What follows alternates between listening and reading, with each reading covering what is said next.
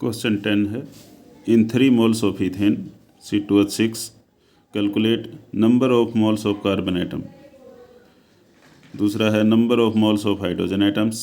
तीसरा है number of molecules of इथेन्स।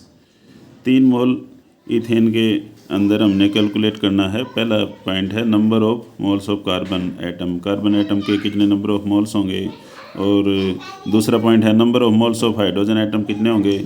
और तीसरा है number of molecule of ethane कितने होंगे। तो 1 बाय 1 करेंगे। पहला है 1 मोल ऑफ इथेन या C2H6 contains 2 moles of carbon atom. C2H6 फार्मूले के अंदर 2 कार्बन है, तो हम कहेंगे 1 मोल जो C2H6 है इसके अंदर 2 मोल कार्बन एटम हैं। तो क्वेश्चन क्या कहता है, 3 मोल के निकालो। तो 3 मोल ऑफ यदि इथेन है तो विल कितने कार्बन एटम कंटेन करेगा।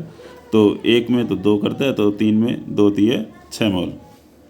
इसी तरह दूसरा पार्ट इसका कहता है number of moles of hydrogen atom निकालो। तो हमको पता है 1 mole of C2H6 contain 6 moles of hydrogen atom.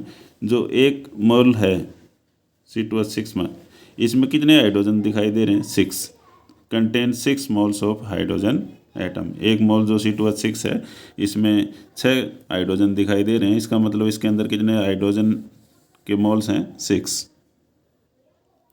इसलिए 3 मोल के लिए निकालना है हमने।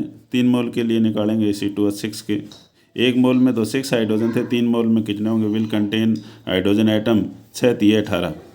तो 1 मोल में 6 थे, तो 3 में कितने हो जाएंगे, 6 तिये 18 मोल। तो इसी तरह तीसरा पार्ट है 1 mole of C2H6 contain Avogadro number that is 6.02 10⁻23 molecules. 1 मोल में कितने मॉलिक्यूल हैं of C2H6 contain Avogadro number. 1 मोल में हमने एवोगाड्रो नंबर पता होते हैं 6.02 10⁻23। तो 3 मोल्स के निकालने हैं हमने। तो 1 मोल के जो हैं उसको हमने 3 मोल के लिए 3 से गुणा कर देंगे। 3 moles of C2H6 will contain ethane molecules 3 into 6.02 10⁻23। ये सब मल्टीप्लाई करेंगे, 6 दिए 18 और 18.06 10⁻23 मॉलिक्यूल्स।